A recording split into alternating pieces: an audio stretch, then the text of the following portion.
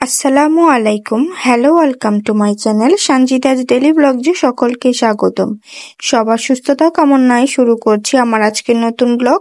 আশা করছি আমার প্রিয় আপু এবং ভাইয়ারা যে যেখান থেকে আমার ব্লগটি দেখছেন সকলে আল্লাহর অশেষ রহমতে ভালো আছেন। আমিও আমার পরিবার নিয়ে আলহামদুলিল্লাহ ভালো আছি। সব সময়ের মতো চলে এসেছি আবারও আপনাদের মাঝে নতুন আরেকটি ব্লগ নিয়ে। আলহামদুলিল্লাহ, আমার ছোট বোনের ছেলে বেবি হয়েছে, তো সেই বেবিকে দেখার জন্য এখন আমরা হসপিটালে যাচ্ছি।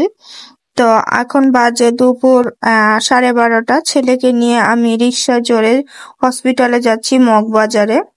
তো এই রাস্তায় অনেক জ্যামজট থাকে, তো জ্যামজট পার হয়ে কাছাকাছি হসপিটালের চলে এসেছি। হসপিটালে আমার মা আর আমার ছোট বোনের ননাস আছে, আর আমার ছোট বোন। এই ওরা তিনজনই হসপিটালে আছে, আর ওর হাজবেন্ড সকালে এসেছিল তো ডোনারকে নিয়ে রক্ত দেওয়ার জন্য, তো তাকে নিয়ে আবার সে চলে গেছে।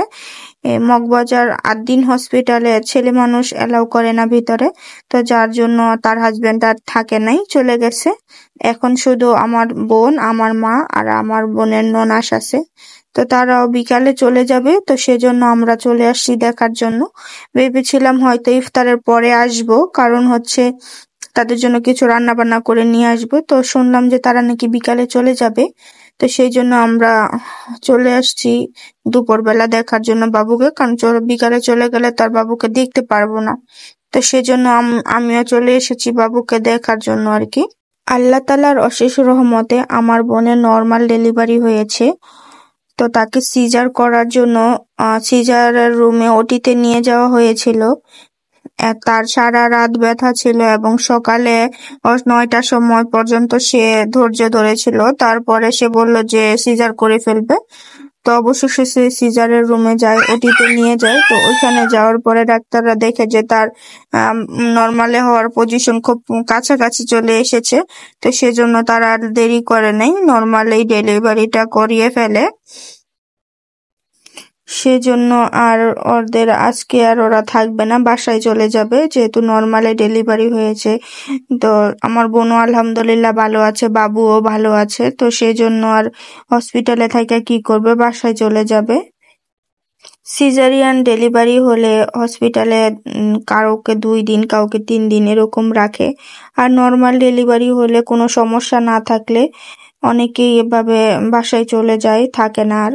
তো আমার বোন আলহামদুলিল্লাহ ভালো আছে, আর তার ননাসও বলছিল যে থাকার দরকার নেই, এখানে এখানে থাকলে আরো নানান সমস্যা, তো বাসায় চলে যায়। তো সেজন্য আমি যাওয়ার পরে ননাস বলতেছিল যে আমি ওদেরকে একবারে বিদায় করে দিয়ে যাইতাম গাড়ি করে। তো সেজন্য বসেছিলাম, এই তো বাবুকে কোলে নিয়ে বসে আছি। মাশাআল্লাহ, বাবু ওর মায়ের মতনই হইছে। আসলে মা বাবা মিলাই সবার বাচ্চা কাচ্চা হয়। তো আমার বোনের বেবিও তার বাবা আর মায়ের মতোই হইছে। আর আমার বোন শুক্রবারে হসপিটালে, আদ্দিন হসপিটালে এসে ভর্তি হয়েছে। আর শনিবার সকাল 9:30টায় ওর নর্মাল ডেলিভারি হয় আর কি। তো শেষ পর্যন্ত আমার বোন আলহামদুলিল্লাহ, সবাই অনেক দোয়া করছে তার নর্মাল ডেলিভারিটা হওয়ার জন্য। তো আল্লাহ কবুল করছে, আর সেও ধৈর্য ধরে যে থাকতে পারছে, আলহামদুলিল্লাহ, আল্লাহর কাছে লাখ লাখ শুকরিয়া। সবাই আমার বোন এবং বোনের বেবির জন্য দোয়া করবেন। তো তারপরে আমি বোনের ছেলেকে নিয়ে অনেকক্ষণ বসেছিলাম, হাঁটলাম, হুটলাম, ঘুরলাম। তারপরে বোনের ছেলেকে রেখে আমি একটু বাইরে গেলাম মাকে সাথে নিয়ে। তো মাকে হাসপাতালের নিচে রেখে গেলাম, আর আমার ছেলেকে কোলে নিয়ে আমার যাইতেছে, কারণ আমার ছেলে তার নানুর কাছে থাকে নাই। যখন দেখছে আমি বাহিরে যাইতেছি তখন সে কান্না করে আমার সাথে চলে আসছে। তারপরে ছেলেকে কোলে নিয়েই গেলাম কিছু ফল ফ্রুট কেনার জন্য, তো বোনের জন্য কিছু ফল কিনে দিলাম। এরপরে চলে আসলাম। আয়শা বোনের ননাস বলতেছিল যে অগরে একবারে গাড়িতে উঠায় দেওয়ার জন্য। তো ওদেরকে বিদায় করে দিয়ে তারপরে আমিও আরেকটা রিক্সা নিয়ে তাদেরকে সিএনজিতে করে দিয়ে তারপরে আমি রিক্সা নিয়ে চলে আসলাম আমার ছেলেকে নিয়ে।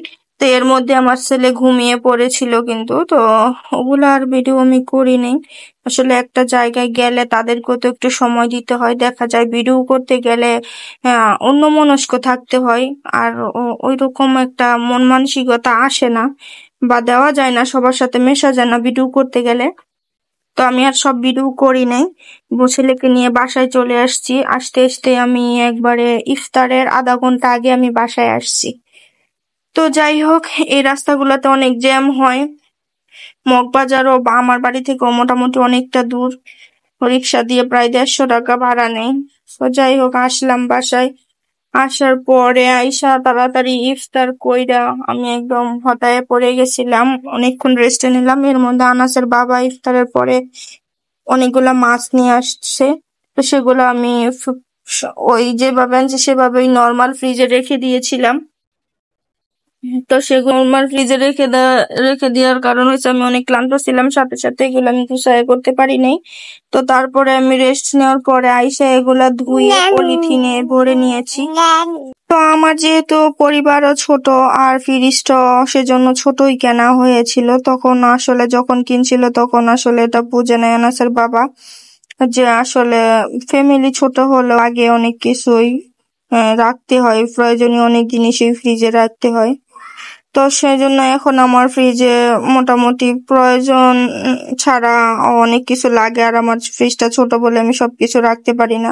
তো এখন ফ্রিজ থেকে মশলার বক্স গুলা বের করে নিয়েছি, এগুলা নরমালে রেখে দিতে হবে। আর মাছগুলা আমি ফ্রিজে চেপে চেপে ভরে নিয়েছি, আর এখানে কিছু মাছ রেখে দিয়েছি আমাদের খাওয়ার জন্য। তো এখানে আমি মাছের পেটিগুলা সাথে সাথে আর কি নিয়ে নিয়েছি, কারণ এগুলা ফ্রিজে রাখলে আর তেমন ভালো লাগে না। তো তারা সেজন্য এখন ধুয়ে টুয়ে পেটিগুলা আমি ভালো মতো ভেজে নিব। আর আমার কাছে আর কি মাছের পেটি কলিজা এগুলা ভালো মতো ভাজলে অনেক মজা লাগে। তো তারপরে বাসায় এইগুলা রান্না বান্না করবো আর কি সাহারির জন্য। তো বারবার মনে মনে একটা কথাই ভাবতেছিলাম যে ছোট বোনের নর্মাল ডেলিভারি হলো, সে গ্রাম থেকে এসে ঢাকাতে হসপিটালে ভর্তি হলো, আর আমি ঢাকাতেই ছিলাম। আমি কি যে ভুলটা করছি, আমিও যদি হসপিটালে যাইতাম তো এখানে যে পরিবেশ আর যেই অভিজ্ঞতা নার্স ডাক্তার ছিল তাদের দ্বারা ইচ্ছা করলে আমিও ধৈর্য ধরে পারতাম নর্মাল ডেলিভারিটা করানোর জন্য। যত কিছুই হোক, আসলে ভালো ডাক্তার হলেও একটা সাহস পাওয়া যায়। আমার ক্ষেত্রে সেটা হয় নাই, সেজন্য আমি মনে মনে অনেক আফসোস করছি যে আমার সিজারিয়ান ডেলিভারি হলো, আমি নানান সমস্যায় এখন ভুগতেছি। তো যাই হোক, আমার ভিডিওটি আজকে এই পর্যন্তই। সবাই ভালো থাকবেন, দেখা হবে আগামীতে নতুন কোনো ব্লগ ভিডিওর মধ্য দিয়ে। সে পর্যন্ত সবাই ভালো থাকবেন, সুস্থ থাকবেন, সবার জন্য শুভকামনা রইল। আসসালামু আলাইকুম।